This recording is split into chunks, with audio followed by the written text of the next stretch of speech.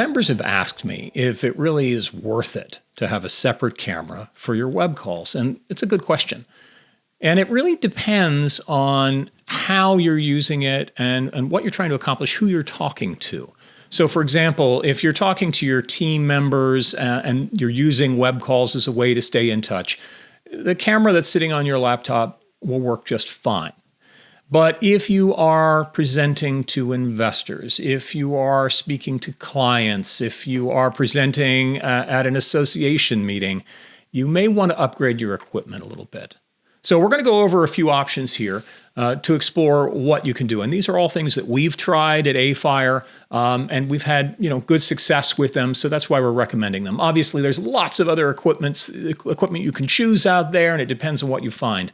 But these, at least, we've discovered and learned from, and we recommend. So to start with, one, you have your standard laptop. Now, not very good picture. Very difficult to use, but it goes with you. Wherever you go, it's included in your computer. It doesn't cost anything. The cameras on newer computers are better. They've been upgrading it a bit. So perhaps it's just one more reason why you want to get a new computer. Number two, a less expensive option is to get a specialized webcam that clips on top of your computer screen and plugs right into the computer. The picture is better than what you would have from your computer, and it costs. We found a Logitech VHD 1080 pixel webcam, which is $50 to $60. So it's pretty simple, very easy, and it clips right on your computer. Three, in a pinch, you can actually use your iPhone or other kinds of smartphone. You notice the cameras on these, this is an 11, are really pretty good, and they're better than what you have on your computer. A lot of members do that when they jump onto web calls at the last minute. But if you do that, I would recommend some sort of stand or tripod to hold it in place and to make sure it stays steady. A tripod is a very easy way to go. And you'll notice this tripod right here has a special attachment for an iPhone. You want to pick those up. And it doesn't cost you that much money.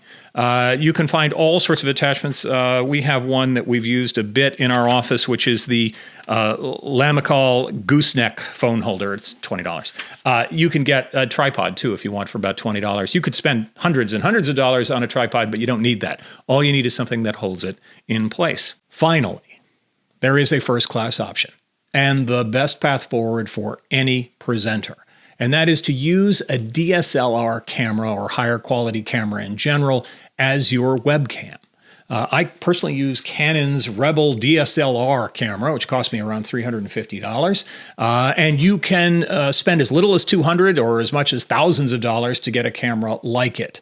Canon has a fantastic feature for doing this, which is a special proprietary software to allow your camera to speak directly to your computer and through Zoom calls, etc. Sony and Nikon have great cameras that work as well, and there are other brands, but you'd have to check to see if you can find third-party software that will do the same thing if you do a search online. All of them, any camera is going to need a special cable that goes from the camera to your computer. And you may have to spend about 30 minutes futzing with how to make the connections work. But all of these kind of questions that you might have about how to connect it, there's hundreds of YouTube videos out there that will go step by step to allow you to make the connection. That's ultimately what I did when I connected these together. So, which way should you go in terms of upgrading your camera? Well, to start with, maybe we should take a look at what these cameras can produce in terms of a picture.